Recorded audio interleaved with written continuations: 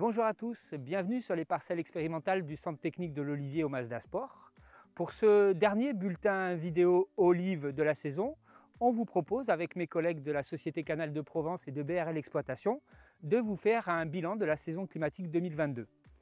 Cette vidéo sera également l'occasion d'aborder la thématique de la gestion des systèmes d'irrigation et notamment du nettoyage et de l'hivernage. Bonne récolte à tous!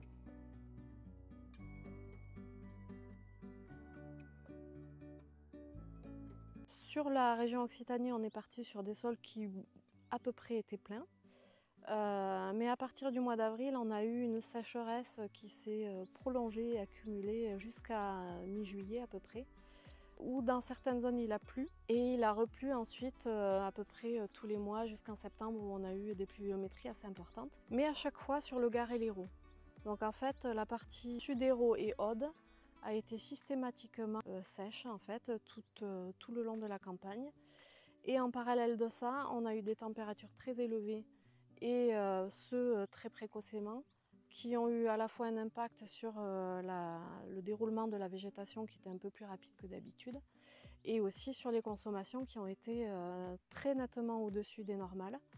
Ce qui fait qu'on a eu des situations très difficiles partout où il ne pleuvait pas et a fortiori si on ne pouvait pas irriguer. Dans la région sud, cette saison 2022 a été particulière au niveau climatique. On est sorti de l'hiver avec un remplissage partiel des sols et on a commencé la saison avec des très fortes températures. Et à cela, ça se rajoute une manque des pluies pendant toute la saison de croissance et jusqu'à la mi-août où on n'a pas eu de pluies effectives dans notre région. Le manque de pluie, en plus de la forte demande climatique, a fait que le verger il s'est montré fortement impacté, notamment dans les cas où on ne pouvait pas irriguer. Comme vous l'ont dit mes collègues, la saison 2022 a été marquée par des conditions exceptionnelles et notamment des fortes températures conjuguées à des faibles humidités relatives au printemps sur des périodes cruciales de la phénologie de l'olivier, à savoir la floraison-nouaison. Et ces conditions ont eu des impacts importants sur la productivité des vergers dans certains secteurs.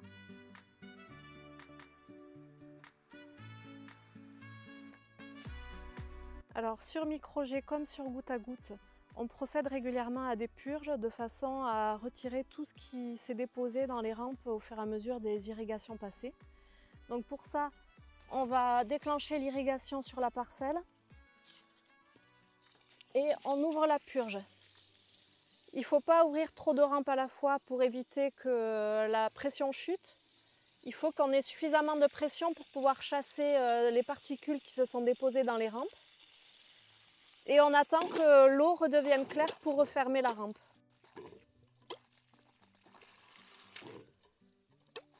Donc ça permet d'éviter les bouchages ou de micro-jets dans le cas qui nous intéresse ou de goutteurs sur du goutte à goutte.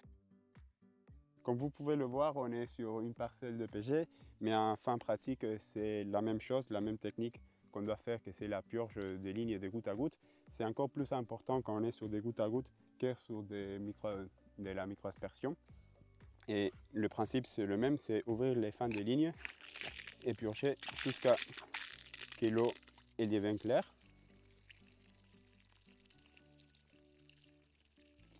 Et cela, ça va éviter que les dépôts qui se mettent en fin de ligne, il va venir colmater le goutte à goutte. Si le dépôt il est trop important, après ça durcit et on doit faire une technique de réparation, d'injection d'acide, au lieu de faire une pratique de maintenance comme la purge.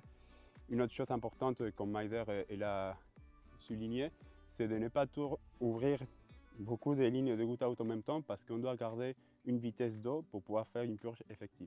Du coup, on va vous montrer comment faire un contre-lavage d'un filtre à sable d'un élément. En gros, on a inversé le chemin d'arrivée de l'eau sale. On a inversé les vannes, on a fermé ici à l'arrivée au début de la filtration. On va faire arriver l'eau par en dessous. On va couper l'aval du chemin d'eau et on va faire passer l'eau d'un bas du filtre en haut pour enlever toutes les impuretés qui se sont accumulées. Et je vais ouvrir doucement la vanne.